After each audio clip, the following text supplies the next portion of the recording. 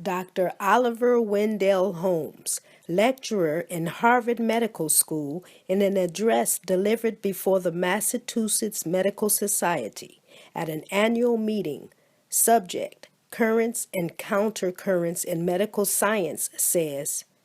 with the exception of morphine and sulfuric ether, I firmly believe that if the whole materia medica could be sunk to the bottom of the sea, it would be all the better for mankind and all the worse for the fishes.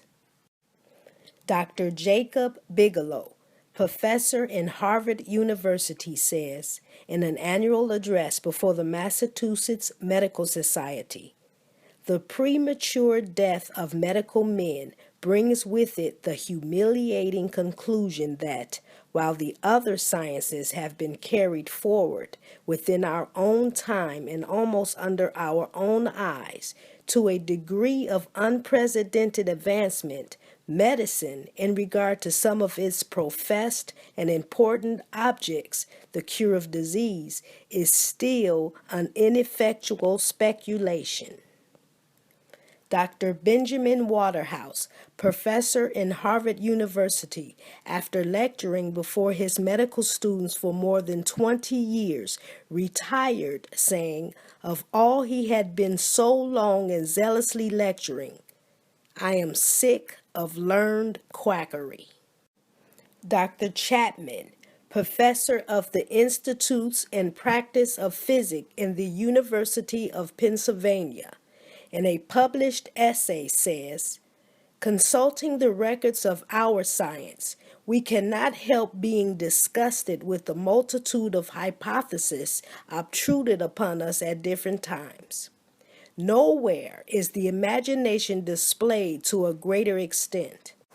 and perhaps so ample an exhibition of human invention might gratify our vanity if it were not more than compensated by the humiliating view of so much absurdity, contradiction, and falsehood. To harmonize the contrarieties of medical doctrines is indeed a task as impracticable as to arrange the fleeting vapors around us, to reconcile the fixed and repulsive antipathies of nature. Dark and perplexed, our devious career resembles the grouping of Homer's Cyclops around his cave. Dr. L. M. Whiting, in a dissertation delivered at an annual commencement in Pittsfield, Massachusetts, and recorded in the Boston Medical and Surgical Journal, Volume 14, page 183, says,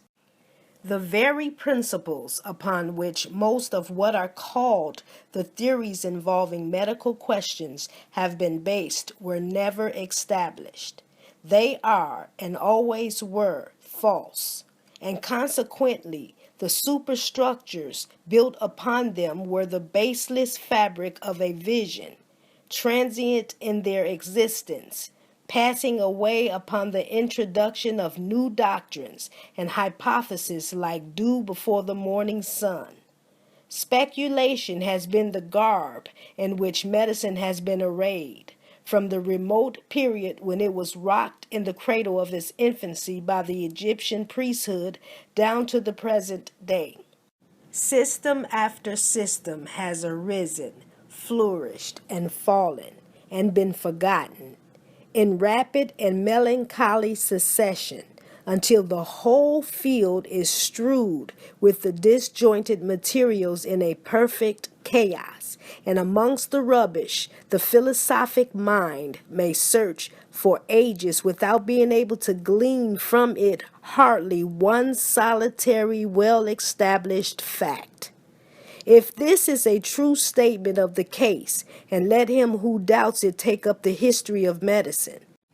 if that enormous mass of matter which has been, time out of mind, accumulating, and which has been, Christianed medical science, is in fact nothing but hypothesis piled upon hypothesis,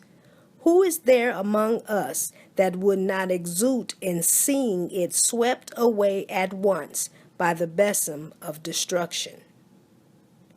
Dr. Mason Good, late learned professor in London, says, "The science of medicine is an unintelligible jargon, and the effects of our medicine on the human system are in the highest degree uncertain, except indeed that they have already destroyed more lives than war, pestilence, and famine combined." Dr. Gregory says in his Practice, Volume 1, page 29, "Upon no subject has the wild spirit and eccentric disposition of the imagination been more wildly displayed than in the history of medicine." Dr. J. Abercrombie, Fellow of the Royal Society of England, of the Royal College of Physicians in Edinburgh, and first physician to His Majesty in Scotland, says, "Medicine has been called by philosophers the art of conjecturing, the science of guessing." Dr. James Graham, celebrated in London, says of medicine, "It hath been very rich in theory, but poor, very poor in the practical application of it. Indeed, the tinsel glitter of fine-spun theory, or favorite hypothesis, which prevails wherever medicine has been taught, so dazzles, flatters, and charms human vanity and folly, that so far from contributing to the certain and speedy cure of disease, it hath in every age proved the bane and disgrace of the healing art." Dr. Brown, who studied under the famous W. M. Cullen of Edinburgh, says in the preface of his work,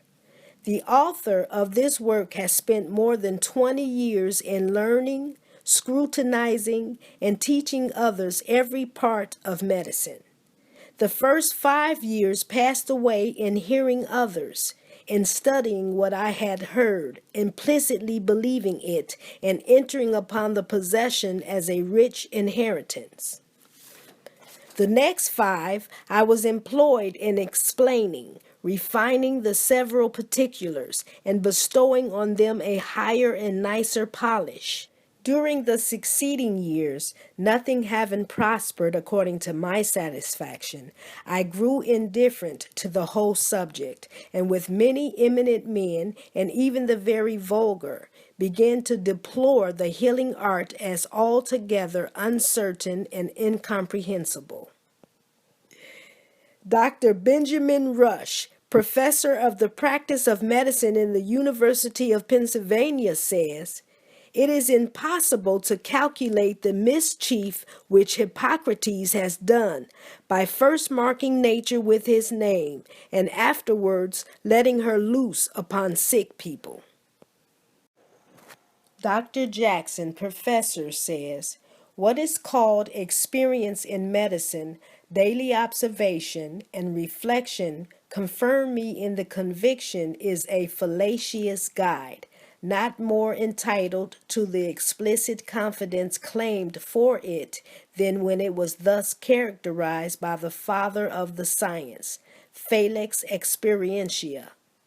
In fact, experience cannot exist in medicine, such as it is in these arts in which experiments can be made under circumstances invariably the same."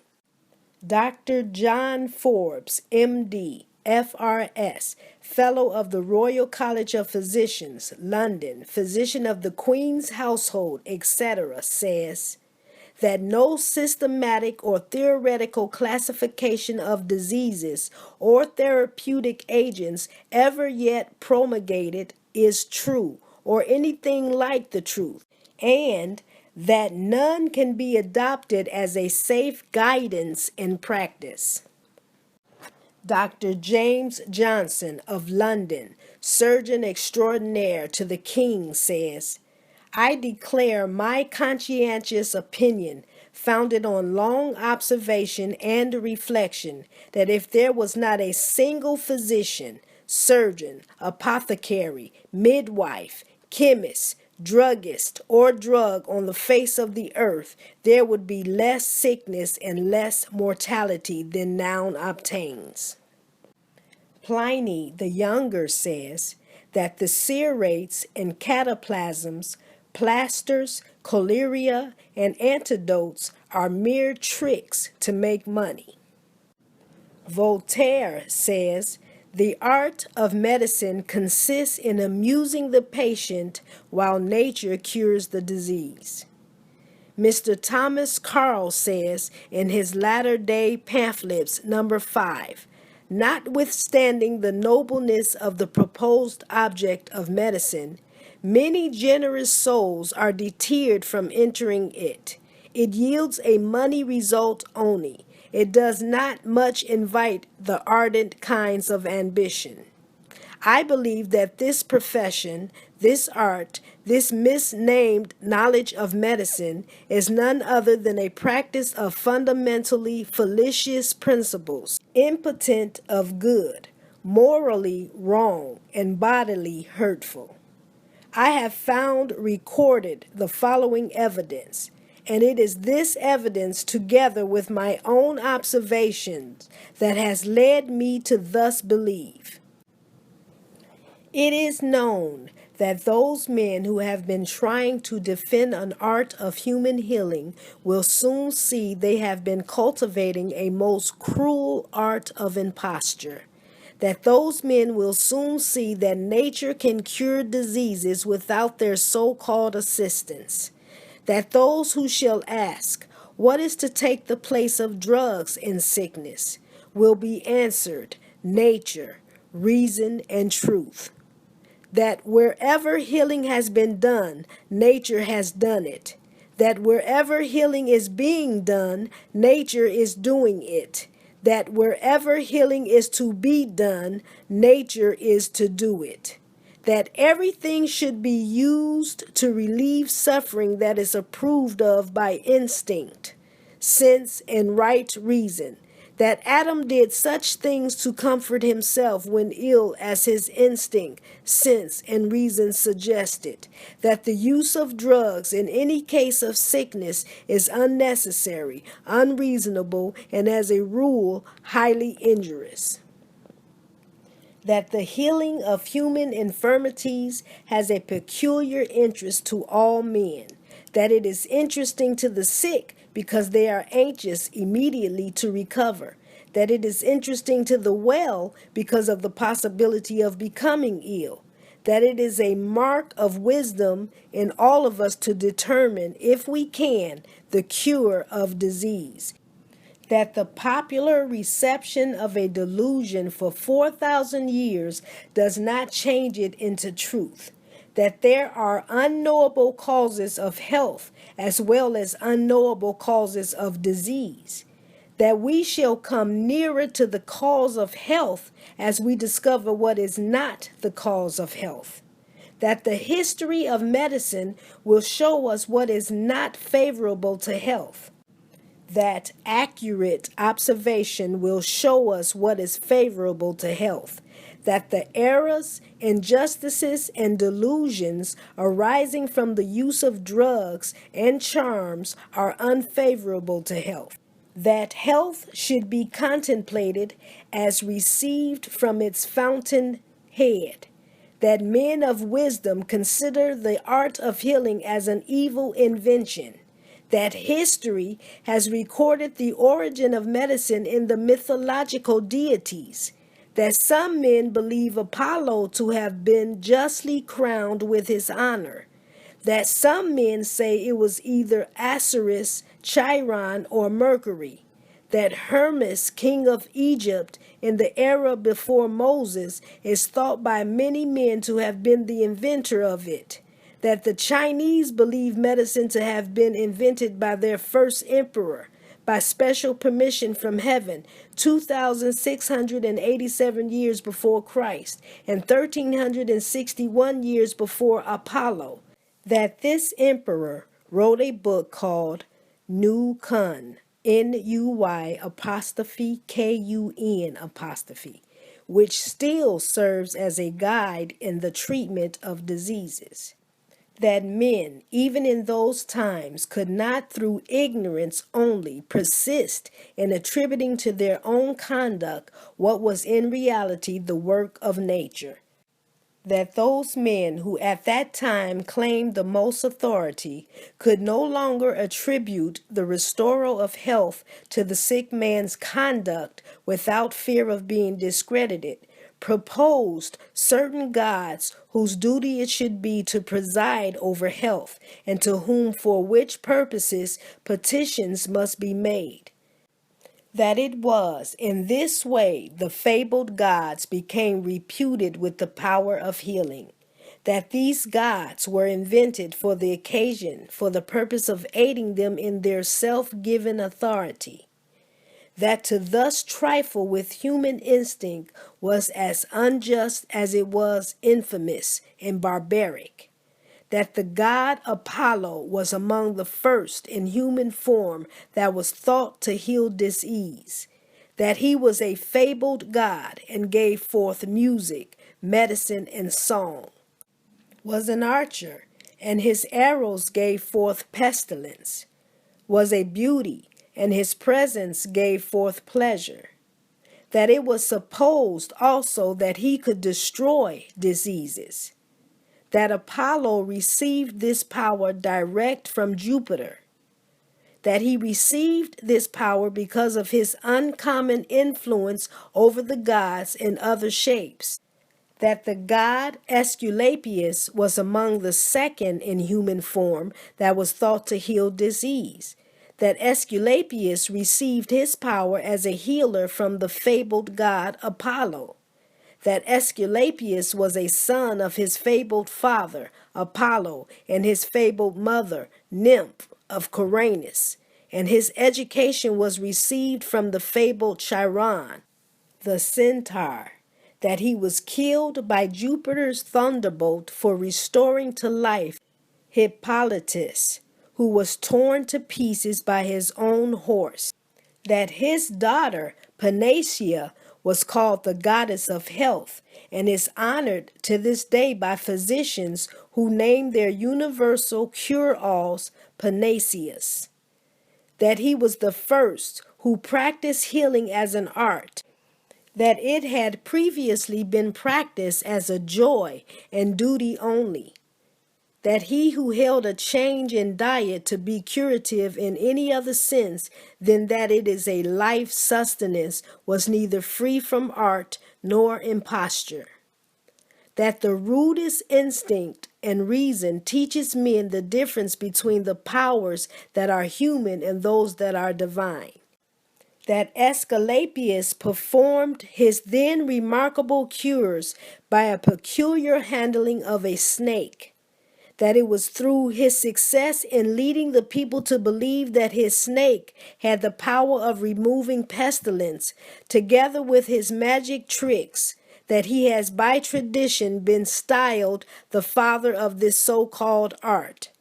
that one of the most illustrious philosophers of all time says that the first elements of the healing art are the result of degeneration of human nature,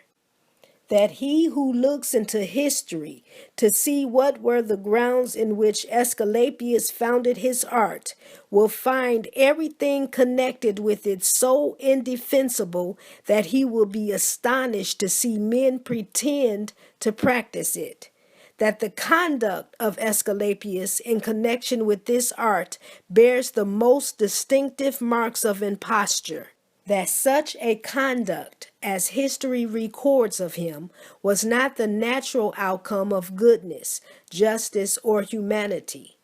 that rather it was from an inordinate love of power, fame, and money that his conduct was born and has received its sustenance, that he was not even a faithful director of diet, that his chief care was to delude the people, that he most zealously strove to imbue the people with a belief that he could remove disease from even remote countries by simply sending forth his snake,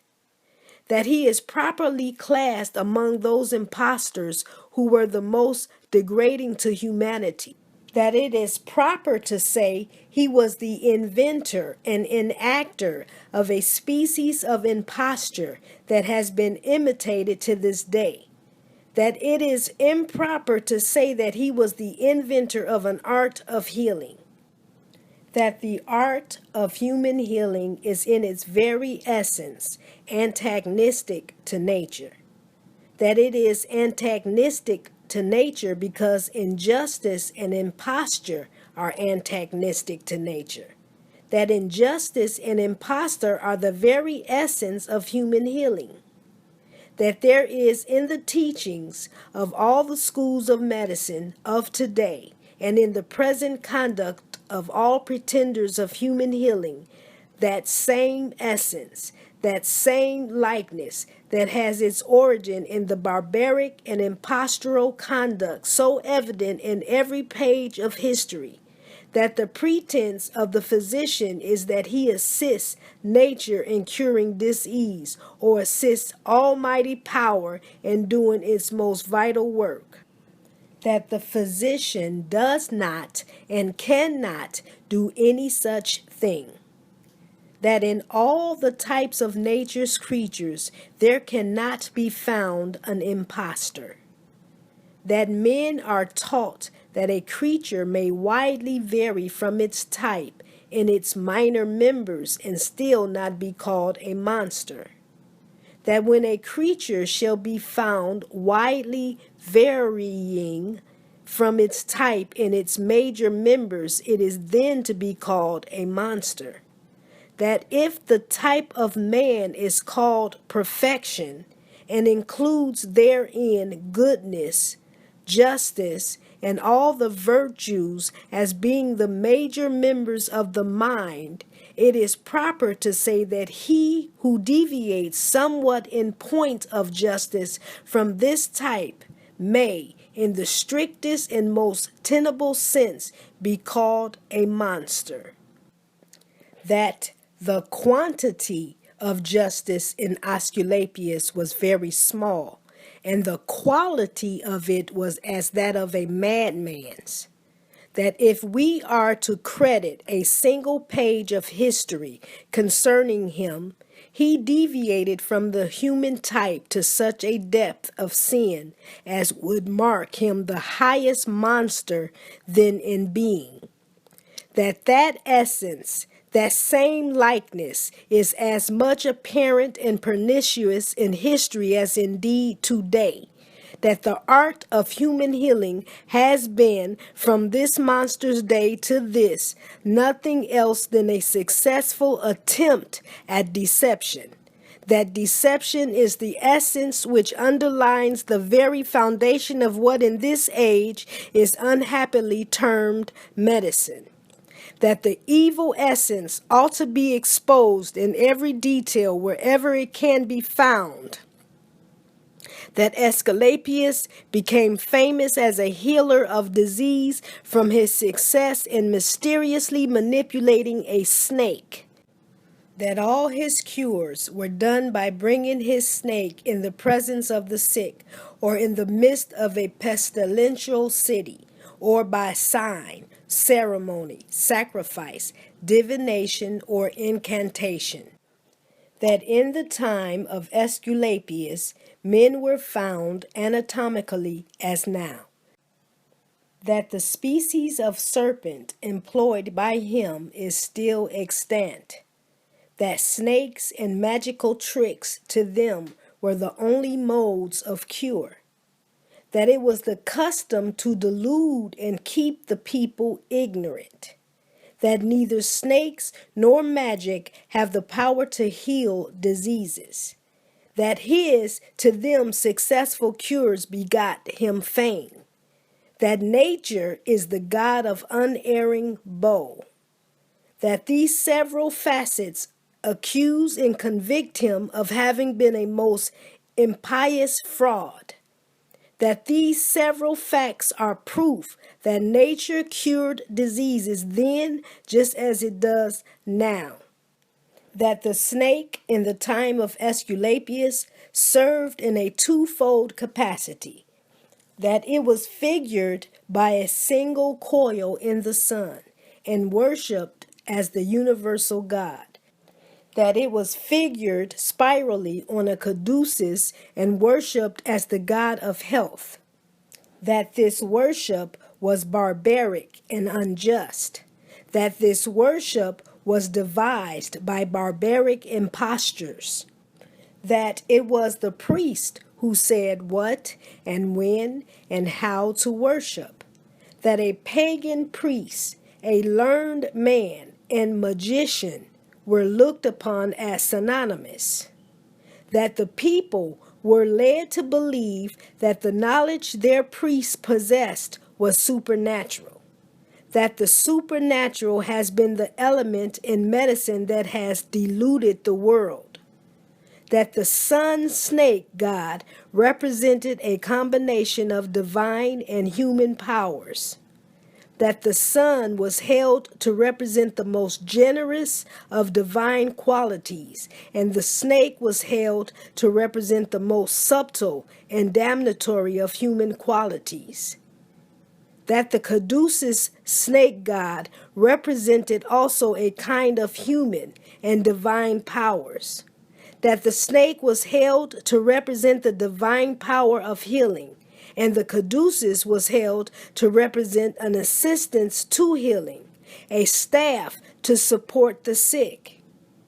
That those pagan priests combined what they thought to be the most generous of divine qualities with what they thought to be the most damnatory of human qualities, because they wished to do something to delude the people. That those pagan priests combined what they knew was not the divine power of healing with what they knew was not truly and aptly an assistance to the sick, because they were accomplished impostors and wished to do something to delude the people. That the snake, in casting off its skin, was by the pagans significant of perpetual youth, that this is the only excuse those heathens had for symbolizing health with the snake, that the allopathic theory teaches that opposite cures opposite, that almighty power teaches that almighty power cures diseases, that the pagan priests taught their people that disease was direct from the gods, that the pagan priests knew disease was the opposite of health, hot the opposite of cold, light the opposite of darkness, and everything in nature the opposite of something else in nature. That they therefore said, since opposites agree with opposites, the snake agrees with health. That, in other words, they said the snake influences almighty power to heal disease. That this short sentence, opposites agree with opposites, was the origin of the expression opposites cure opposite. That this short sentence, the snake agrees with health, was the origin of the expression the snake causes health. That such a theory of cure is as absurd as it was base and impostural in practice. That the homeopathic theory teaches that like cures like, that the biblical theory teaches that the snake was the origin of sin, that oral tradition teaches that sin is the cause of disease, that the pagan priests represented the most damnatory of human qualities by the snake, that the pagan priests knew that health is like health, and disease like disease, and nature like nature, and that everything in nature is like something else in nature. That they therefore said, since like agrees with like, the snake agrees with disease. That this short sentence, like agrees with like, was the origin of the expression like cures like. That this short sentence, the snake agrees with disease, was the origin of the expression the snake cures disease. That since like does not cure like, and nature alone can cure disease, and the snake is not the cause of sin, and even sin is not the cause of disease, it is evident that such an art as is theorized in like cures like cannot be sufficient to assist nature in its most vital work. That the two great schools, the allopathic and the homeopathic, comprise nearly the whole scope of human healing. That there is a determined spirit of antagonism existing between them. That each has its own library and creed. That each has a distinct system of cure. That each has stamped upon its students a characteristic conduct. That these three facts show there is a radical error in the one or the other. That the Almighty did not give us disease and at the same time give us several hundred ways to cure it. That the Almighty does not give us disease as a conundrum or riddle. That these two schools have respectively received the distinctive appellations of like cures like and opposite cures opposite.